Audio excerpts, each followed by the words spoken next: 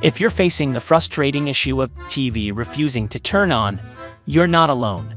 There could be several reasons behind this problem. But let's start with the basics. First and foremost, start by removing any surge protectors, extension cords, and power strips from the path between your outlet and TV. You'll want to plug your TV directly into the outlet.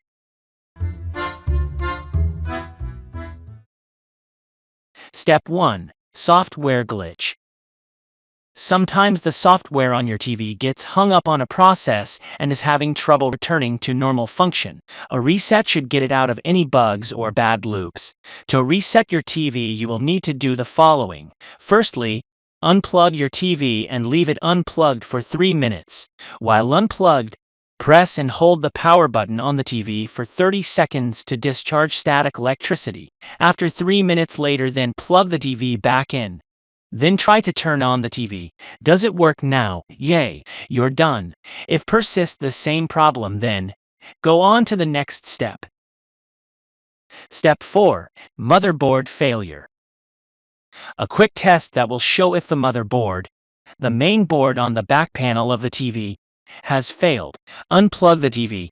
It should already be so. Shown in red box in the picture, there should be a black cable running from a connector on the power supply board to a connector on the motherboard.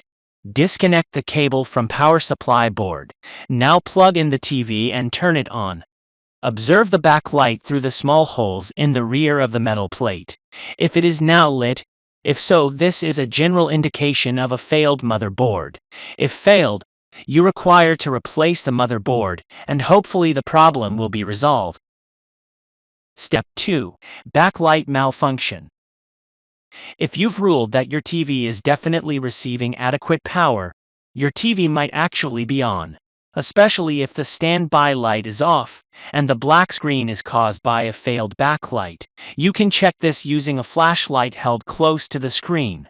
Look for a faint picture in the lit area. If it's there, the backlight has failed.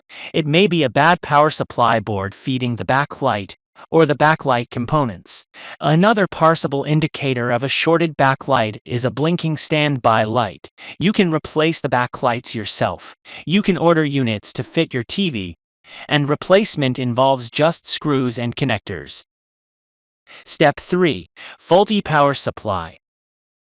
If the red light is blinking on and off, it's likely that your TV has a bad power supply. For the next tests, you will need to open the back of your TV. This can be both physically difficult, or you may not feel comfortable opening the TV up. If you choose to do so, there are a couple of tests you can do to see what has failed. Remove the power cord and all other cables connected to the unit. Before open the back cover, you have to wait 30 minutes to avoid high voltage electric shock. After remove the back cover of the unit, you should look at the power supply board for burn marks or swollen components. Especially capacitors. See the picture. These can fail in a way that the TV will start to behave strangely and then just go dark. There is also a fuse on most power supply boards. If it is blown, it can be checked for continuity.